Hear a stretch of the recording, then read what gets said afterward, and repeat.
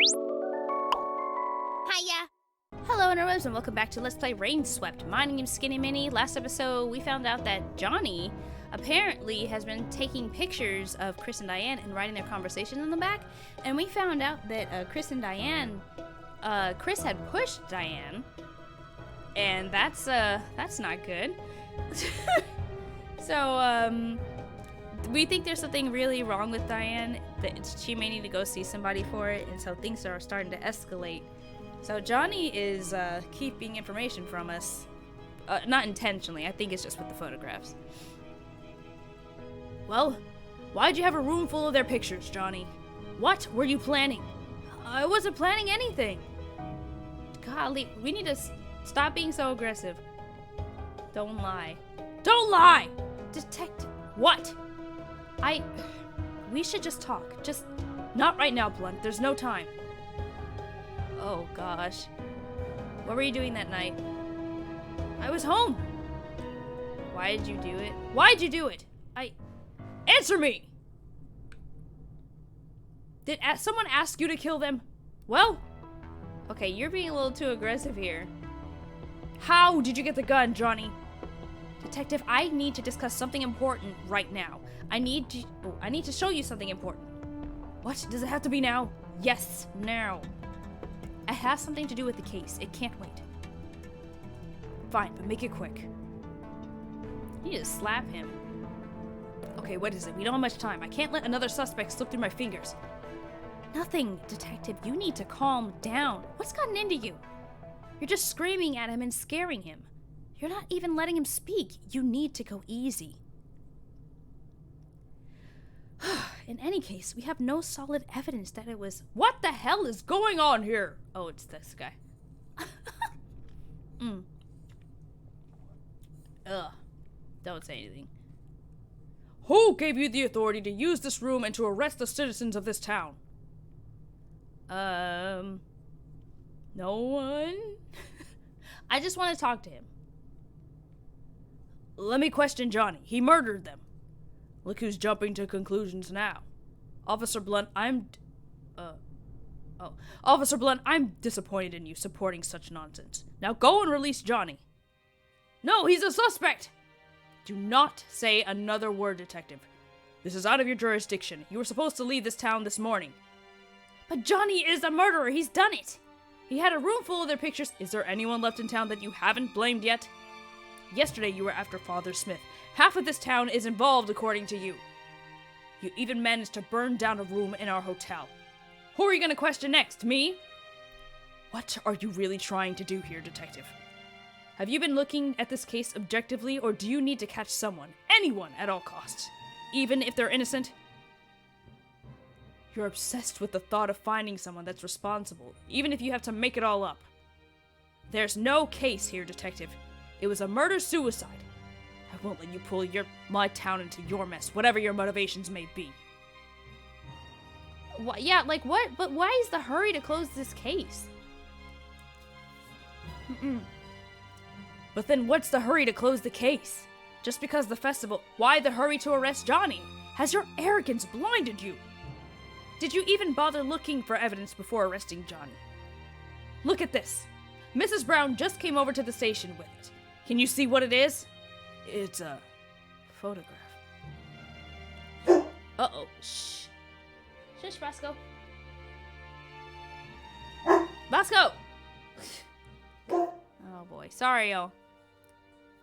This was one of the photos in his room full of pictures, one that you conveniently missed. What can you see in the picture?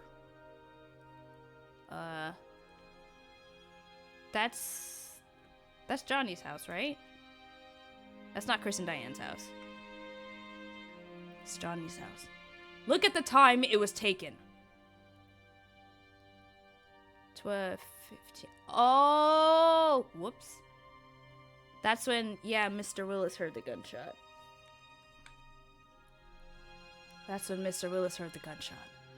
Johnny lives about 10 minutes away from Chris and Diane's house. I don't understand. He could have been over at Chris's place and be at home the same time to click this picture, huh? How could he have clicked this picture of his own home at the same time as the shootings? I don't know. Exactly. You don't know what you're doing, Detective. Finally, you admit it. You've wasted everyone's time and energy. You should be happy I'm letting you walk after all you've done. Just get out of this town now. Just go.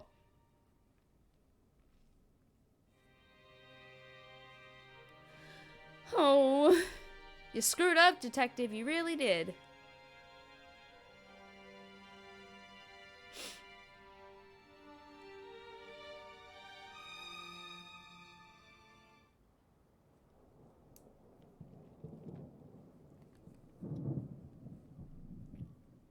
Oh, it's the doctor. I see they've given you a new room. It's only temporary. It's just so they could dump my bag somewhere for the day. I'm not staying. Can't, actually. Yeah, that's a pity. Jack's brought your car. It's been fixed. That's good. I'm here with Officer Blunt. She's waiting outside. Oh, okay. I'll just be a minute. No, it's not that. She's worried. I don't know what you want me to say, or do, Doc. Talk to her. What about? Whatever you've been carrying on with you these days, tell her. Please.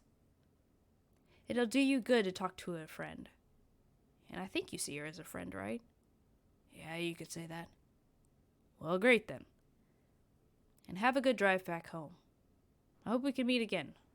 Under different circumstances, hopefully. Thanks, Doc. You take care, too.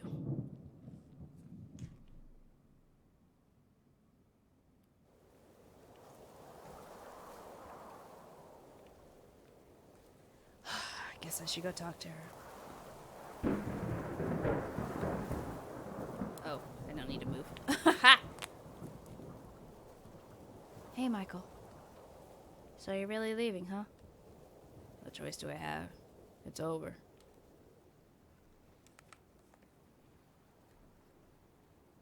So what will you do when you get back? I don't know. I haven't thought about it. Oh.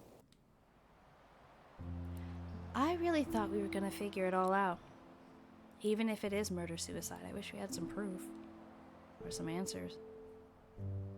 I feel like I've come to know them over the past few days, and I don't know it was going... And I know it was going sour towards the end, but... To kill themselves? I wonder what really pushed them to it. Do you think they did it? It's possible, yeah. It's possible. Really? You know, my dad, he... I never really told you about him, did I? When I was 10, he killed himself. Gunshot to the head. I'm sorry, Amy. I was there when it happened. I ran down to see where the loud bang had come from. There he was. Sat in his favorite chair with his gun in his hand, and Mother tried explaining it the best she could. He was sad, she said. I could barely make sense of it at the time. Why was he unhappy? Wasn't our family enough? Did I not make him happy? Could I have done anything to change it? But of course, I was 10. What could I have done? I tried figuring out what led to his depression. For months, I went over his last days with us. I don't remember much, but I recall he changed in some ways during the last couple days. I couldn't understand it then, but it just felt off. He didn't feel like the dad I knew, even though he acted it. Detective, the thing is, I don't know if you've always been this way. I don't think you have. I think you used to be different. The way you are, or have become, you remind me so much of him. You remind me of the way he changed during his last days. It feels the same. I was only 10 then, and I was helpless. But I'm older now. I understand people, and I'm a police officer, for God's sakes. I can't let that happen again. I won't let it.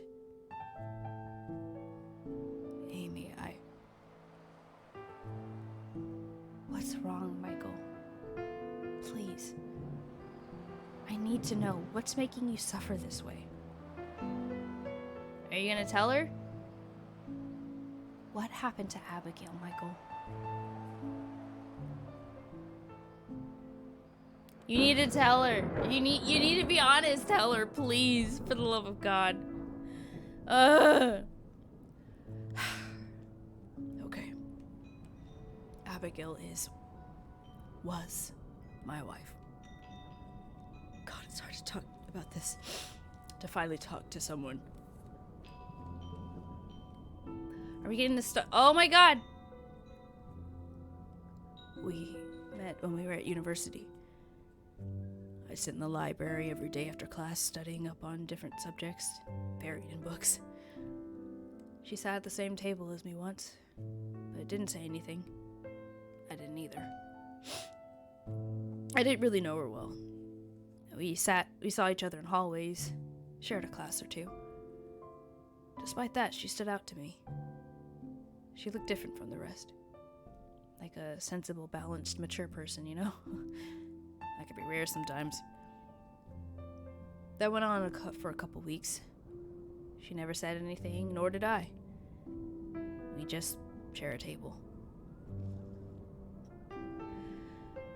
But I'd become comfortable in her presence. That was rare too. One day I, very uncharacteristically, caught myself looking at her. So did she. Hi. Hello? You're a slow reader. What? You've been reading that book for weeks now. It's a dense subject, and well, yeah, actually, I am a slow reader. Why don't you take the book home with you? I like the atmosphere here. I know what you mean. Me too. You want to take a break?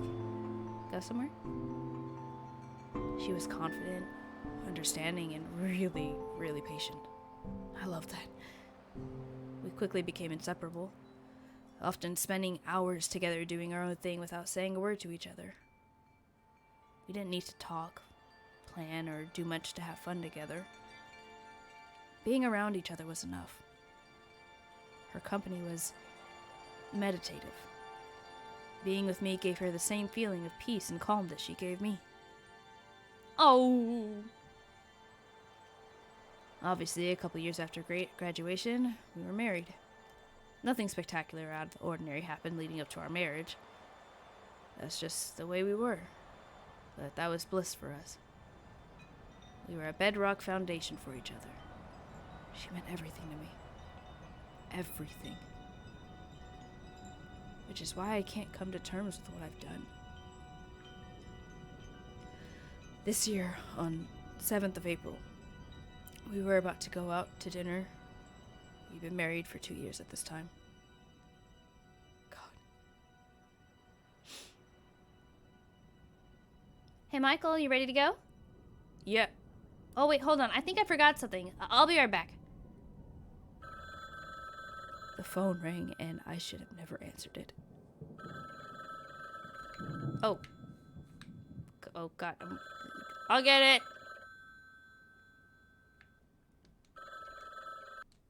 Hello? Boss, sorry to call you at home. What's up? We just received from an informant. Apparently he has info that he wants to share about Alex. Where is he? He's near the intersection at the 22nd and 9th Avenue. You're not gonna see him right now, are you, boss? I'm headed there anyway. A couple questions won't take any time. How about tomorrow? He could be gone by tomorrow, Warren. He could change his mind. Alex could try and find out to silence him. It's just an informant. We have our first lead in months. Let's not mess it up. Alright, I'll join you ASAP. Wait for me. Hurry up. Oh no, you let work get in the way. No. No. Alex was a suspect in a major case, and I've been trying to pin him down for months. I was convinced he was the key to unlocking the case, but my boss felt I was getting obsessed and tunnel-visioned. He wanted me to give up on it and pursue other leads. Alex kept slipping away like a rat. After months of silence, here was a chance to make a breakthrough at last. Ready to go?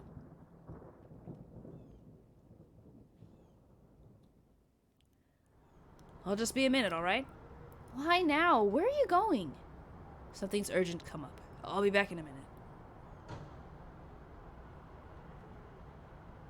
Oh no, I don't want to do this. Oh, I didn't read it. I remember the color of the sky that evening, a pale peach slowly turning dark as the sunset. This rush in the streets, the traffic, the sounds, the lights. The whole place was alive, vibrant. Part of me wanted to just drop this whole thing. Okay.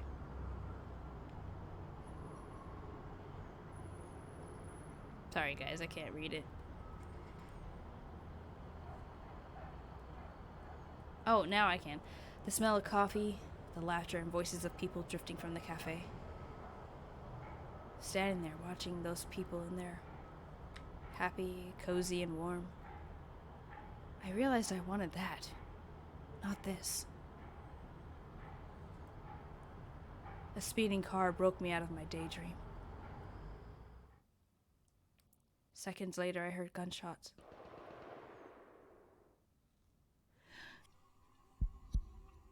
I ran back as fast as I could to my car. It couldn't be. Of course not. Why did I bring her along, though? No, I was just freaking out. Everything would be fine. Getting back seemed to take a million years and a million thoughts in my head. I remember looking at the sky. I still looked the same.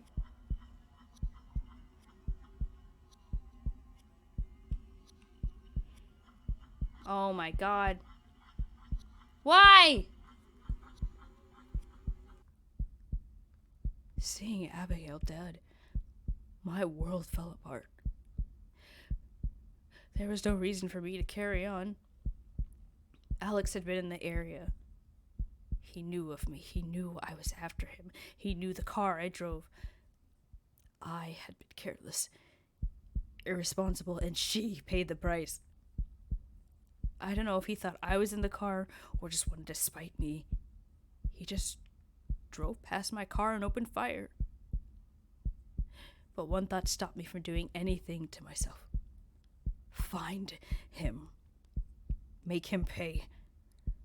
That was the only thing that kept me alive at that moment. I was back at work the very next day.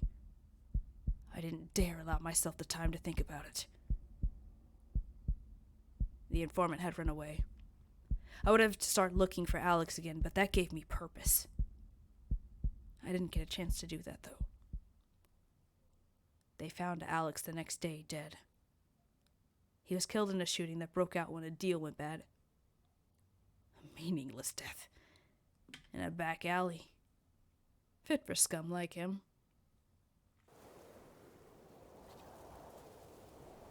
But why now? Why not a day before? Why did he have to take Abigail away just one day before that? Just one day. I took her there. I made it happen. I took her to the wrong place at the wrong time. I'd lost that purpose too. But I carried on for some reason, aimlessly. I kept coming to work every day. Chief asked me to take a few days off, but work was the only thing keeping me sane or sedated. I stopped going home and started staying at a motel. I didn't want to see the house again without her. I put myself completely into my work during the day, and at night I'd be so tired that I'd go to sleep right after work. I eventually stabilized. I got into a rhythm of living without thinking of her or anything. I managed to shut away all thoughts and memories of her. It was the only way I could live. It slowly developed into a new life, an almost normal life. Work was all that mattered. Not thinking about her became second nature. And I hadn't thought about her at all for months. Until I was sent here. There's so Many moments, small, beautiful, that I've buried inside and tried to forget. But it hurts so much to think of how good it was. It's scary to move on. Every day that goes by moves me further away from the last time that I saw her. She keeps becoming a part of the past with every passing second. With time, I've forgotten so much that's happened. I can only remember a few big moments. The other smaller moments have dissolved around them. They're like small islands, archipelagos, you know? A few memories still sticking out in the sea. But every day the numbers grow lesser and the islands become smaller, disappear one by one. I'm scared of that. Soon it'll be 1 year since it's happened, then 2, then 10. I'll move on and she'll become unimportant to my life. How is that right? It would be comfortable, convenient to move on, to feel better. But do I deserve that? How can I be happy again after my actions killed her? She wasn't just my wife, you know. It isn't just my loss. She was her own person, with her own life, dreams, ambitions, and I took all that away from her. Michael, she knows that you loved her. It wasn't intentional. And she won't become unimportant to you. That will never happen. Believe me, that voice telling you that it was your fault, that you could have done something, you need to stop listening to it. She wouldn't want you to blame yourself, would she? Even then, I just miss her so damn much. I feel like I can't risk being happy anymore. I don't want to see what follows you when you lose something good. Those bad times don't invalidate the good, Michael. They're both real. I know what you mean. But I just can't bring myself to live that. To live without a burden. You're right, you know. I wasn't always this way. I used to be different. I was never this impulsive. Never made decisions without thinking things through and considering every possibility.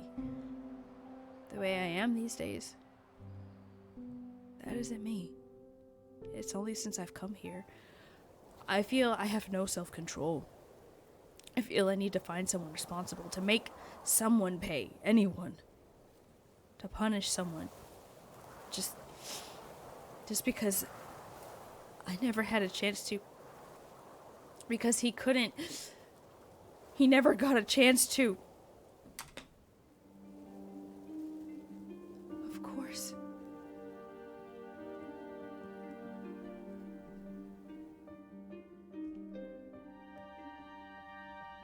What? Because he never got the chance to confront them, Amy. Who? The rain! The rain! Did it rain that night, Amy? Did it? I don't remember. Try to remember. I think so. I think it did. Of course there were no fingerprints on the gun. It was too cold. He was wearing... What? Oh no, I made a mistake. I shouldn't have... Wait, what's going on? What did you do? I hope we're not too late. We need to go, now! Uh-oh, where are we going?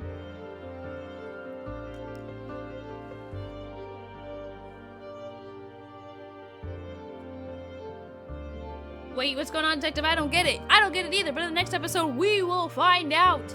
Thank you guys so very much for watching. That was a lot. Real quick, I know it's hard, you know, when people lose people that they really care about. This is a tough game. It's dealing with that, I think. This game has hit a lot of points, hard emotional points. I don't know where I was going with this. I'm so sorry. But it's... Whew, it's tough, but it's okay. Thank you guys so very much for watching. And if no one told you that they love you today, I do. Bye.